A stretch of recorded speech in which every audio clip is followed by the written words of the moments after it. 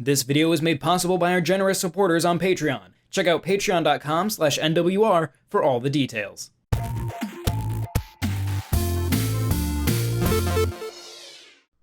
Marvel Ultimate Alliance 3 is an oddity.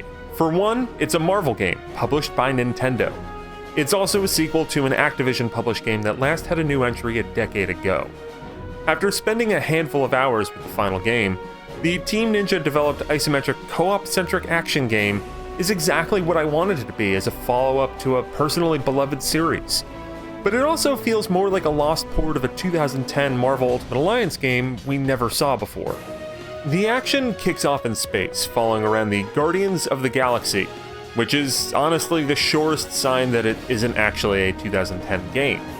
The gang finds a derelict ship and goes to explore it, eventually stumbling upon the Infinity Stones, and then kicking off the crux of the adventure, as you travel to Earth to find the Infinity Stones before Thanos does. Your first 4 characters of an impressive 34-character roster are Star-Lord, Gamora, Drax, and the duo of Groot and Rocket Raccoon.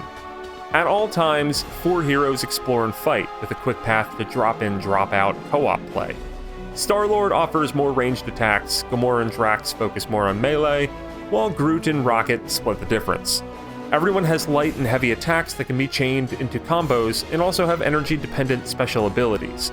It's limited at first, since each hero only has 1, with new abilities unlocked at level 10, 15, and 20. Most of the abilities fit into specific styles and types, though the more minute details and effects are specific to each hero, usually peppered with cute references to their comic past.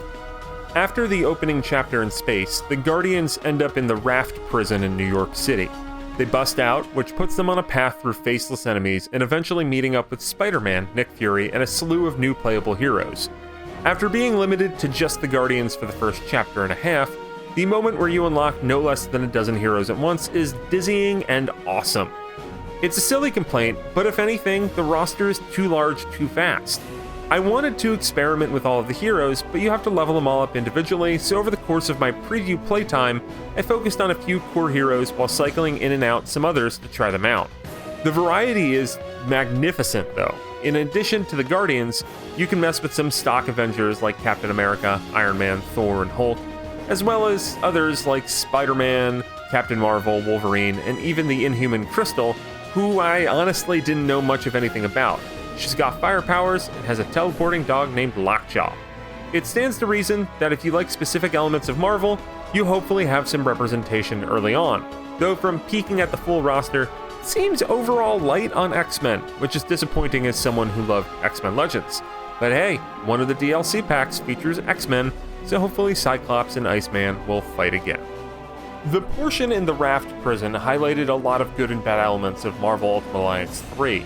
Copious amounts of enjoyable fan service is ever present, which is absolutely delightful. On the other hand, the camera is rough. It alternates between fixed placement and free right stick control, but it too often obscured enemies or heroes. A broad zoom out happens sometimes too, which makes everything much harder to see. While the combat is full-on button-mashing brawler nonsense at times, the ability to chain synergy attacks across your 4-hero team adds some nuance. Using different abilities in conjunction will do more damage, which is easier to trigger manually in co-op, but can also be done with computer-controlled partners in a timed button press. For most of the fights, darting around and wrecking goons is the key, but boss fights offer up some need for strategy. A 2-part Dr. Octopus fight kicks off with fighting him like a normal enemy, while trying to nimbly avoid his attacks. The next stage is on an elevator, where his 4 arms sit in the corners of the arena.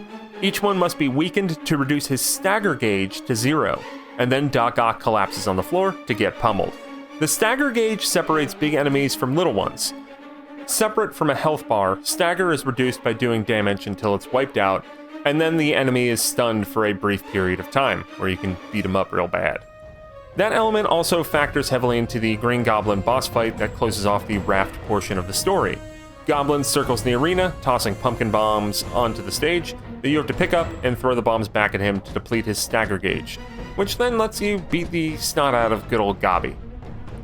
As a fan of Marvel Comics, romping through different locales filled with winks, nods, and familiar faces is a blast. I don't want to oversell that majesty though. There's a strong mindless brawler element at play here that is very dependent on your familiarity and enjoyment of the cast. I'm having a great time, but a solid bit of jank undermines the enjoyment. The camera is frustrating, and to a degree so is the podunk level design, filled with countless corridors and little of note to explore. The few nooks and crannies hide little more than experience boosters and other items. Seemingly one area per chapter hides an infinity rift, which leads to a cornucopia of extra challenges. The infinity trials are presented in a grid, demarcated by level requirements and different mission types. The rewards are more experience boosters and items, but alternate costumes are also nestled in these challenges as well. The structure of the trials seems to be more post-game relegated, as they are often harder versions and alternate takes of completed segments. It adds some legs to the game, as well as offering a place where you can level up characters if you want to catch a hero up to your current crew. A major element of character customization is ISO 8, equipable items that are introduced at the end of the third chapter.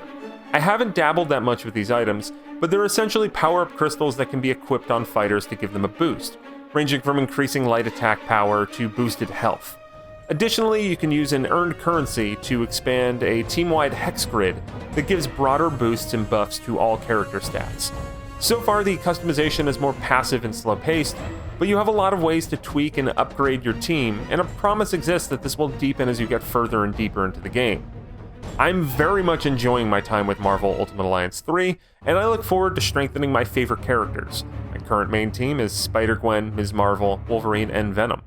The whole experience is a little rough around the edges, but this is a game focused on romping through the Marvel universe with a cast of 34 heroes. The thrill is much more in the references and the character moments than it is in the overall design and polish. I have some reservations, but also, like, the next place I'm going to seems X-Men related, and I want Nightcrawler to join my team, and I'll totally find Magneto and some Sentinels, and it's real good. It's fun. And stay tuned for our review later in the week, and Marvel Ultimate Alliance 3, The Black Order, comes out on July 19th. I hope you enjoyed this, and be sure to check out Nintendo World Report for all sorts of other Nintendo Switch coverage.